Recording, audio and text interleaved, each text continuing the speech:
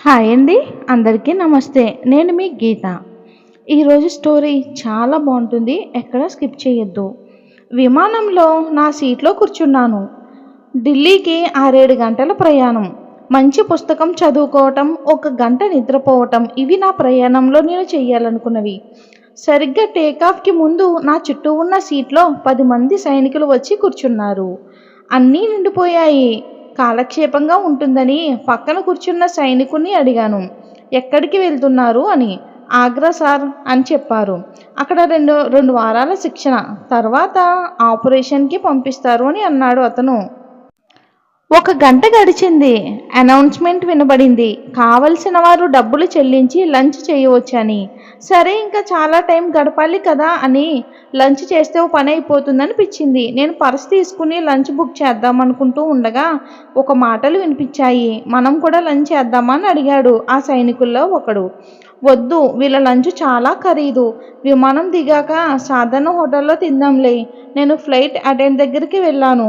ఆమెతో వాళ్ళందరికీ కూడా లంచ్ ఇవ్వండి అని మొత్తం అందరికీ లంచ్ బాక్సులకి డబ్బిచ్చాను. ఆమె కళ్ళల్లో నీరు. నా తమ్ముడు కర్గీలో ఉన్నాడు. వాడికి మీరు భోజనం పెట్టినట్టు అనిపిస్తుంది సార్ అంటూ ఆమె నాకు దండం పెట్టింది. నాకేదోగా అనిపించింది. క్షణకాలం నేను నా సీట్లోకి వచ్చి కూర్చున్నాను. అరగంటలో అందరికీ లంచ్ బాక్సులు వచ్చేశాయి. నేను భోజనం ముగించి విమానం వెనుక ఉన్న వాష్రూమ్కి వెళ్తున్నాను. వెనుక సీట్ల నుండి ఒక ముసలాయన వచ్చాడు. నేను అంతా గమనించాను. మీకు అభినందనలు. ఆ మంచి పనిలో నాకు భాగస్వామ్యం ఇవ్వండి అంటూ చేతిలో చెయ్యి కలిపారు. ఆ చేతిలో 500 రూపాయల నోటు నా చేతికి తగిలింది. మీ ఆనందంలో నా వంతు అన్నారైనా.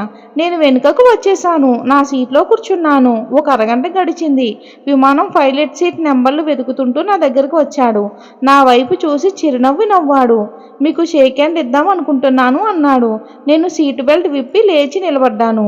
అతడు షేక్ హ్యాండ్ ఇస్తూ, నేను గతంలో యుద్ధ విమానం పైలట్గా పనిచేశాను. అప్పుడు ఎవరో ఒక ఆయన మీలాగే నాకు భోజనం కొనిపెట్టారు. అది మీలోని ప్రేమకు చిహ్నం. నేను దానిని మరవలేను అన్నాడు. విమానంలో ప్యాసింజర్లు చప్పట్లు కొట్టారు. నాకు కొంచెం సిగ్గుగా అనిపించింది. నేను చేసింది ఒక మంచి పని, అంతే, చేశానంతే. కానీ నేను పొగడ్తల కోసం చెయ్యలేదు. నేను లేచి కొంచెం ముందు సీటు వైపుకు వెళ్ళాను. ఒక 18 సంవత్సరాల కుర్రాడు నా ముందు షేక్ హ్యాండ్ ఇస్తూ ఒక నోటు పెట్టాడు. ప్రయాణం ముగిసింది. నేను దిగడం కోసం డోర్ దగ్గర నిలబడ్డాను. ఒక ఆయన మాట్లాడకుండా నా జేబులో ఏదో పెట్టి వెళ్ళిపోయాడు. ఇంకో నోటు. నేను దిగి బయటికి వెళ్ళేలోగా నాతో పాటు దిగిన సైనికులందరూ ఒక చోట కలుసుకున్నారు.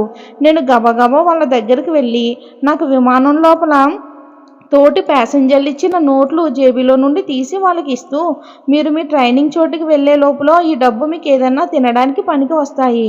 మీరు మాకు ఇచ్చే రక్షణతో పోలిస్తే మేమేమిచ్చినా తక్కువే.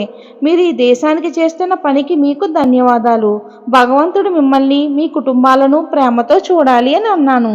నా కళ్ళల్లో చిరుతడి. ఆ 10 మంది సైనికులు విమానంలోని అందరూ ప్రయాణికుల ప్రేమను వాళ్ళతో తీసుకువెళ్తున్నారు. నేను నా కారు ఎక్కుతూ తమ జీవితాలను ఈ దేశం కోసం ఇచ్చేయబోతున్న వారిని దీర్ఘాయువులుగా చూడు స్వామి అని ఆ దేవుణ్ణి మనస్ఫూర్తిగా కోరుకున్నాను. ఒక సైనికుడు అంటే తన జీవితాన్ని ఇండియాకు చెల్లించబడే బ్లాంక్ చెక్ లాంటి వాడు. బ్రతికినంత కాలము జీవితాన్ని చెల్లించే ఖాళీ చెక్కు.